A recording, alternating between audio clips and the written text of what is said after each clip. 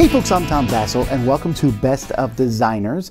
And today we are taking a look at possibly one of the most famous board game designers in the world, and that is Dr. Reiner Knizia. Now, Reiner Knizia has been designing more games probably than any other designer. I don't know if that's necessarily true, but he's in the top 2 if he's not the top. He has published hundreds of games, designed hundreds of games. So possibly I could have gone and done a top 50 from Reiner Knizia. He's just done a lot of games. He's done a lot of small games. He's done a lot of big giant games. Some of his games are very, very highly regarded in the industry. And this is one of those lists that no matter what I put on it, someone's going to be upset because there's something that I've missed. But the fact is that there's just a lot of great games out there that he has done. I don't necessarily like all his games. There's a lot of his games that I think are okay. There's some of his games that I just have not enjoyed at all. But what he's really good at doing is he's really good at math. Now, most of his games don't have a strong theme, although a couple of the ones on my list, I think the theme comes through pretty clearly. But his games are all about math and being able to accomplish a certain goal. Many of the aspects that are in modern games, like you are scoring on multiple tracks and your lowest score is your final score. Things like that kind of, go to him. It's kind of odd that he has not won as many major awards in gaming as other designers. He's, I think, only won the Spiel des Jahres once, although he's been nominated many, many times. But he's a really funny guy if you meet him. He's very nice and always willing to talk about games. One of the best board game designer interviewees that I know. And so here are my 10 favorite games that he has designed. Number 10 is Tigris and Euphrates. Now some people are like, what? It's easily number 1. It's easily probably his most famous game, and it's certainly one of his most unique ones. In fact, a sequel to it's coming out this year. But for me, this one I kind of fluctuate on. Sometimes I've loved it, sometimes I've hated it, but I have to say it's a great design where you are basically placing tiles, pulling tiles from a bag, and you're building these kingdoms and fighting over these kingdoms with internal and external conflicts. Has a very abstract feel to it to some degree, but it's very, when there's a lot of Euro games out there where I'm doing my thing, you're doing your thing, no. In this one, I am in your face. There's a lot of interesting, as you place things, you're trying to get points, and as I mentioned earlier, this is one where you're scoring 4 different colors, and your lowest score is your final score. A really cool concept, Tigris and Euphrates. Number 9 is Kingdoms. Now, people don't really talk much about Kingdoms these days. There was a IP version of this based on the Beowulf movie, I believe, at one point, but Kingdoms is a simple place tiles on a board type of game.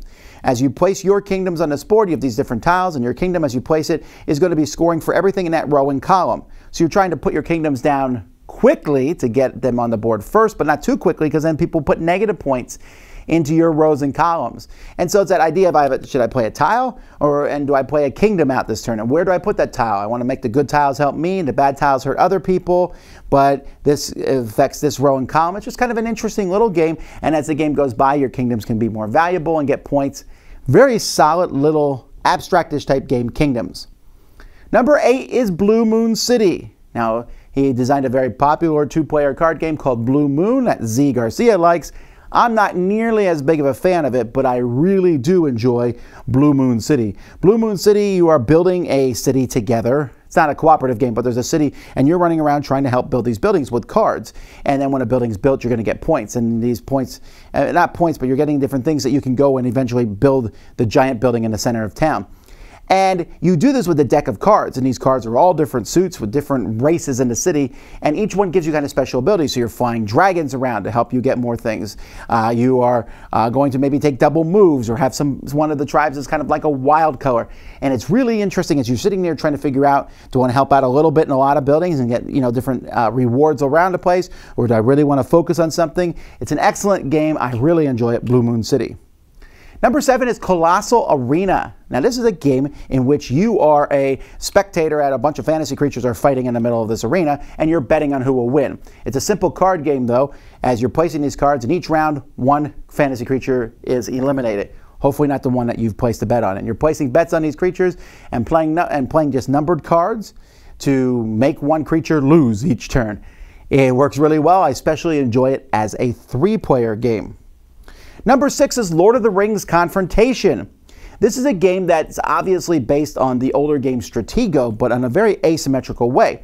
Lord of the Rings Confrontation, one person is playing the light side. All they have to do is get Frodo with the ring to the other person's checkpoint, and the dark side, the Sauron side, is just trying to stop that. Sauron side has much more powerful creatures. The light side has more cool special abilities, and you each turn are moving a piece. You don't know what piece your opponent is until you attack each other, and then you reveal them, and there's a little bit of card combat involved in the game. It's really really clever game, and I'm kind of surprised that it's not currently in print, but it's a great game. Lord of the Rings Confrontation. Fantasy Flight also made a very nice deluxe version of this. Number 5 is Amun-Re, which was just reprinted by Tasty Minstrel Games last year. Amun-Re is a game where you're building pyramids. This is one of the games I talk about all the time. I really enjoy how the game halfway through clears the board, but the stuff that you've all built is there, and now it's free for anyone's taking. And that's kind of an interesting idea of dynasties. But the idea itself of bidding on a spot, which it uses bidding that I really enjoy. It has different ways to build up, and you're trying to score points by getting these pyramids. It also has a really good look to it. Amun-Re.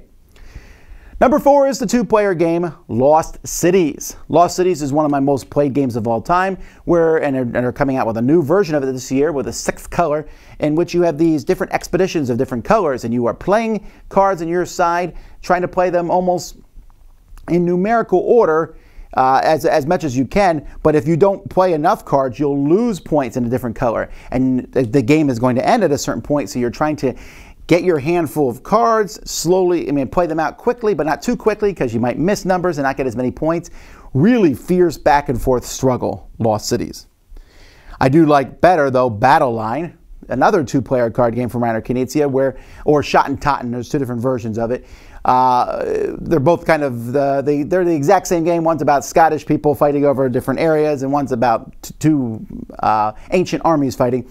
But you're playing cards, and you have 3 cards at each stone, and your combination of 3 cards needs to be better than your opponent's combination. So it's a little bit like poker, but as the game goes by, you're saying, okay, there's no way they can win there because they have 2 4s there, but the other 4 4s have already been played, so they're not going to get 3 of a kind, so I'm going to go in with 3 of the same color, or something like that. And I really enjoy this game as a nice back and forth 2-player game. They're really both solid games, Lost Cities and Battle Line. Number 2 is Through the Desert. This one continually keeps coming back to the table for me. It is a simple abstract strategy game in which you are placing little camels around on this board, forming different routes. I know that Go is considered to be one of the pinnacles of modern gaming, and I will not dispute that, but I don't like it. Through the Desert, though, kind of does a little bit of what Go does, and I enjoy it more. On your turn, you place 2 camels out. You're trying to make your lines of colored camels longer than everyone else's. You're trying to make them touch oases, which give you points, to go to cross little watering holes to give you points, and also to cut off sections of the board to score points. And just 2 camels is all you put out, but in that is so much strategy and so much depth. Highly, highly recommend it. And number 1 has been gone by many, many different names. Trom Fabric, Fabric de Trom, Hollywood Blockbuster. There's just a lot of different names for Dream Factory. It is a game about movies, and I enjoy this one a lot, partially because of the theme, but partially because it's a good game. You're just trying to make good movies. And you do this by a bidding system, but the bidding system is one that not many other games do, and that is when you win a bid, you split how much you won it with between the other players. So eventually you're going to win a bid, because if you keep losing, you're going to be getting money from everybody else. That concept really works, but also getting the different actors and directors and then putting them in a movie. Not only are you trying to get the most points by doing that, but it's just fun to make these movies, and say, look at this movie directed by so-and-so. I have an old version of the game, which was 1920s and 30s characters because of, rights and things, and I pasted it up with more modern stuff. There's also one of the versions has parodies and stuff, but either way, it is a fantastic, great game, and I'd love to see this one reprinted at some point. Those are my 10 favorite Reiner Knizia games. I am certain that you all have different ones. There's a lot of great ones I didn't mention. I'm sure a lot of people like Modern Art and Ra, and there's many, many, many games. Well, tell me what your favorite games of his are in the comments. He's certainly a designer who deserves to be on these lists. Certainly one that we should be talking about. I'm Tom Vasel. You've been watching the best of Reiner Knizia on the Dice Tower.